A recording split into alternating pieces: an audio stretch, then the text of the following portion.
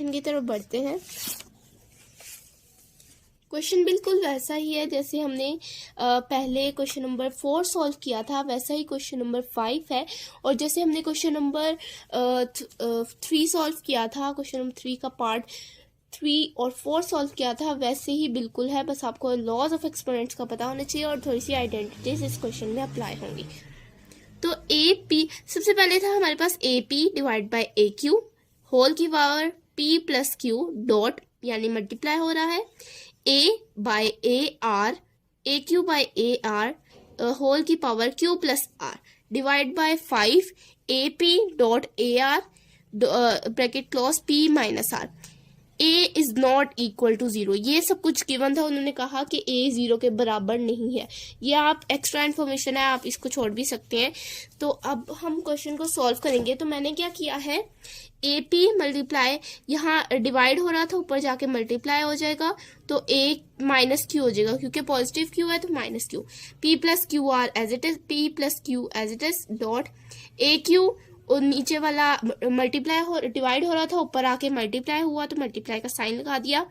A positive are था, ए negative R हो गया, divide by Q plus R as it is divide by 5 A P plus P R, plus R क्यों किया है, बल्कि हम अभी रहने देते हैं, पी माइनस आर। अब हम इसको फर्दर सॉल्व करेंगे तो हमारे पास क्या हो जाएगा, हमारे पास ए पी माइनस क्यू है, तो ए पी हमारे पास ए कॉमन आ जाएगा, A P P minus Q, P plus Q आ जाएगा dot A common Q minus R, Q plus R आ जाएगा divided by 5 A P plus R आ जाएगा, पी प्लस आर आ जाएगा। ठीक है, तो P plus R, P minus R. अब आप देखें तो यहाँ पर A P minus Q, P plus Q हम एज इट इज लिख देते हैं। ठीक है, ये ऐसे था ये, तो P plus Q as it is लिख देते हैं dot A Q minus R और q plus R as it is, divide करवा लेंगे इसको, जो ये वाली वैल्यू है यानी 5 a p प्लस आर और p माइनस आर। अब आपके पास एक आइडेंटिटी हम पढ़ते आ रहे हैं a प्लस b और a माइनस b की identity, which is equal to a square minus b square. तो सेम जो यहाँ पर आइडेंटिटी अप्लाई हो रही है, यानी p minus Q, p plus Q, और यहाँ पर भी हमारे पास क्या हो रहा है, dot A Q minus R, Q plus R. ठीक है, ये आपके पास अप्लाई हो रहा है divided by 5 A P plus R और पी माइनस आर सॉरी। ठीक है, आपके पास ये अप्लाई हो रहा है, तो आपने इसका स्केयर ले लेना है। ए माइनस बी, ए प्लस बी वाली आइडेंटिटी अप्लाई हो रही है, ए पी के इक्वल है और क्यू जो बी क्यू के इक्वल है, तो हम क्या करेंगे, P square minus Q square, A square minus B square वाली dot P Q square minus R square. ठीक है, divided by 5 A P square minus R square. अब आप देखें तो ये दोनों सेम वैल्यूज हैं, तो हम सेम वैल्यूज ऊपर नीचे कट हो जाती हैं, तो हम इन्हें कट कर सकते हैं। लेकिन हम क्या करेंगे, हम इनको लॉज ऑफ एक्सपोनेंट की तरह हमने इनको करना है, तो हम लॉज ऑफ एक्सपोनेंट अप्लाई करते हुए इसको ऊपर लाके कटिंग करेंगे इसकी। जैसे A P square minus Q R था, P square minus Q square था, तो ऊपर वाला आके इससे मल्टीप्लाई हो जाएगा, तो A dot A Q square minus R square as it is आ जाएगा। ठीक है, और अब जो हमारे पास नीचे है, यानी नीचे ए था तो डॉट ए ऊपर आ जाएगा, और इसका जो P square minus R square, अब हमारे पास क्या था, P square minus R square था, लेकिन हम ऊपर आ रहा है तो प्लस हो जाएगा, प्लस आर स्क्वायर हो जाएगा डिवाइडेड बाय 5। ठीक है, अब हमारे पास यहाँ पर ए कॉमन आ जाएगा और इसके जो एक्सपोनेंट्स है वो आपस में प्लस हो जाएंगे, जैसे P square minus Q square plus Q square minus R square plus P square plus P square, P square plus P R square, sorry, ठीक है। ये पॉजिटिव पी था और ये नेगेटिव पी था। अब हमारे पास ये नेगेटिव पी था, ये हमारे पास नेगेटिव पी था, ठीक है। तो अब हम नेगेटिव क्यों था, क्योंकि ये ऊपर आया था तो ये माइनस में होनी चाहिए थी पावर, तो नेगेटिव पी था। तो ये पी स्केयर इस पी स्केयर से कैंसिल, ये पी क्यू स्केयर इस क्यू से कैंसिल, ये आर स्केयर इस आर स्केयर से कैंसिल, सारी वैल्यूज हमारे पास कैंसिल होगी। हमारे पास क्या बचा, divide by 5 as it is. हमारे पास क्या बचा, A0 5, A0 0, कोई भी वेरिएबल हो उसका पावर 0 हो वो इक्वल होता है 1 के, तो इसको रिप्लेस करेंगे 1 से, 1/5। 1/5 क्या है, इसका आंसर है। बहुत इजी सा क्वेश्चन था, आई होप आपको समझ आया होगा। मैं दोबारा क्लियर कर देती हूँ। सबसे पहले हमारे पास डिवीजन में क्वेश्चन था, हमने मल्टीप्लिकेशन में चेंज किया। उसके बाद A+B और A-B की आइडेंटिटी इनके एक्सपोनेंट्स में अप्लाई हो रही थी, वो हमने अप्लाई की। A² माइनस B² करके उनकी आइडेंटिटी लिखी।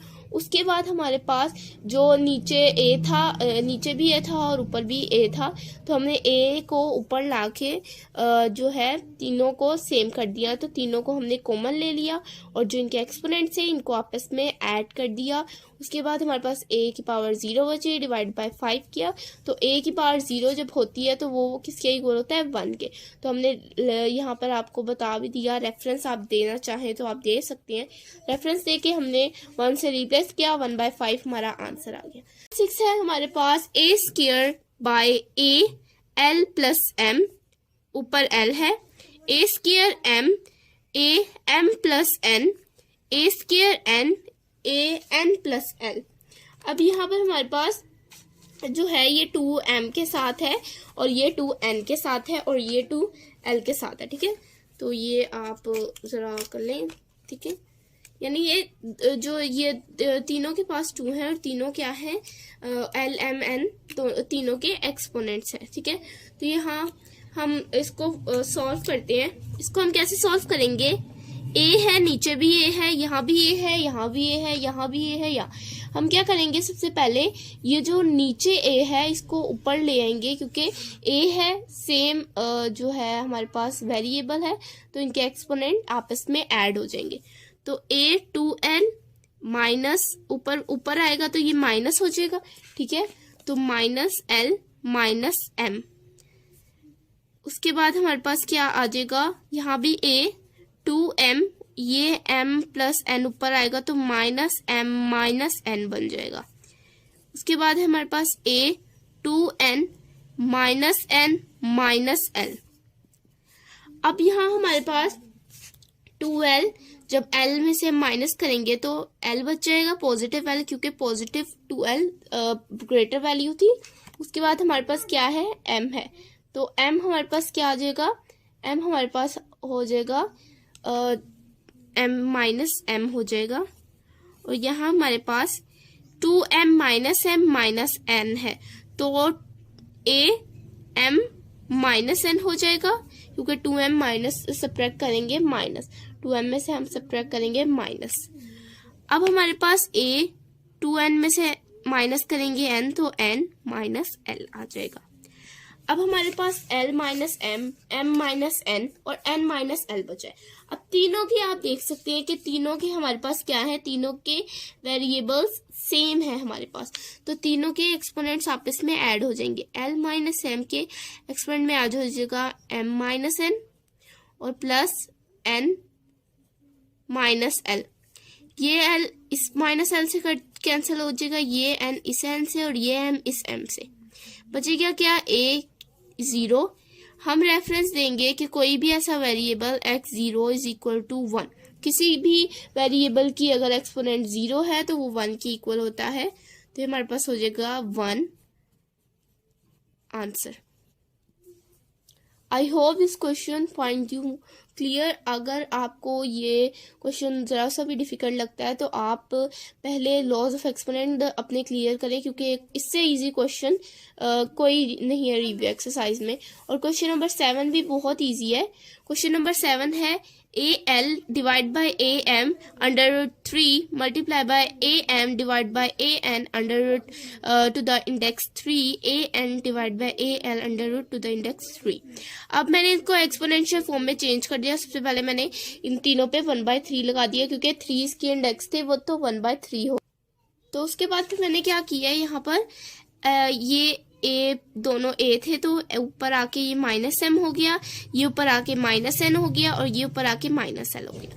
अब हम इसको फर्दर सॉल्व करेंगे, तो यहाँ पर हमारे पास AL -m है, A 1/3। अब इसकी पावर क्या है 1/3, और इसकी क्या है A -n, मतलब तो तीनों की पावर हमारे पास 1/3 है।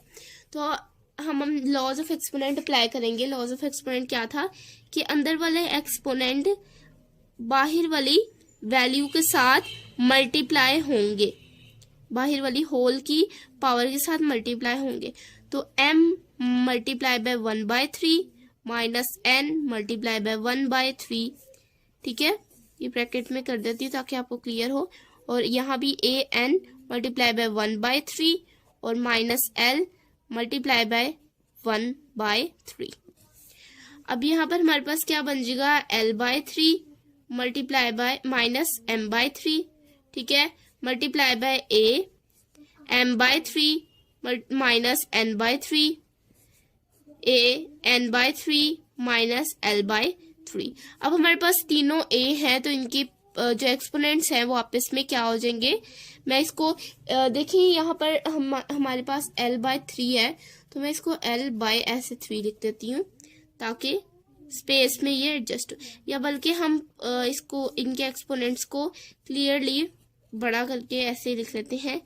L/3 है हमारे पास, माइनस m/3 है हमारे पास, प्लस हो जाएगा m/3 से माइनस n/3, और यहाँ भी ये वाला जो एक्सपोनेंट आपस में प्लस हो जाएंगे। अब माइनस L/3 प्लस L/3 से cancel, minus m/3 plus m/3 से cancel, minus n/3 plus n/3 से कैंसिल, बचा क्या A इक्वल 0। यहाँ रेफरेंस देंगे x0 इक्वल टू 1। तो A0 किसके इक्वल होगा, जिसकी पावर 0 हो, वो इक्वल होता है 1 के। तो आई होप आपको ये वाला क्वेश्चन भी समझ आया होगा। तो ये हमारे पास इसका आंसर है। क्वेश्चन बहुत इजी है, अगर आप इनकी प्रैक्टिस करते हैं तो आपको ये इनके ये क्वेश्चंस नहीं बल्कि इनके आंसर्स भी रेट जाते हैं, और फिर आपको पता होता है कि हाँ ये इस एक्सरसाइज से क्वेश्चन आया। तो ज़्यादा से ज़्यादा प्रैक्टिस करें, जब भी आपको फ्री टाइम मिला करे तो आप प्रैक्टिस किया करें, क्योंकि मैथ एक ऐसा सब्जेक्ट है जिसको आप मल्टीटास्कर बना सकते हैं। मतलब कोई भी आप साथ काम कर सकते हैं। जैसे अगर आप कुकिंग कर रहे हैं तो आप साथ मैथ को, मतलब जब आप रेस्ट लेते हैं 5 मिनट्स का, तब आप मैथ सॉल्व कर सकते हैं। अगर आप कोई काफ़ी बच्चे ऐसे होते हैं, स्टूडेंट्स ऐसे होते हैं जो जब आप फ़ोन लेते हैं तब फ़ोन देखते देखते सॉल्व करते हैं। कुछ आप जब टीवी देख रहे होते हैं तब सॉल्व करते हैं। तो मैथ आपको जब भी फ्री टाइम मिले आप प्रैक्टिस लेकर बैठ जाएं, और जितना हो सके उतनी प्रैक्टिस करें, ताकि मैथ आपको ना सिर्फ क्लियर हो बल्कि आपको इसके आंसर्स भी पता हो। अच्छा ये इसका आंसर नहीं था, इस एक्सरसाइज से था, इसका आंसर ये था। तो मिलते हैं नेक्स्ट वीडियो में, जिसमें हम सॉल्व करेंगे सारी एग्जांपल्स टू क्वेश्चन एक्सरसाइज जो हमारा यूनिट 2 है उसकी सारी एग्जांपल सॉल्व करेंगे, क्योंकि पेपर जो है शॉर्ट्स जो हैं वो ज़्यादातर एग्जांपल्स में से ही आते हैं। तो एग्जांपल सॉल्व करेंगे, उसके बाद हम यूनिट 3 की तरफ बढ़ेंगे। तो मिलते हैं नेक्स्ट वीडियो में। अल्लाह हाफिज़।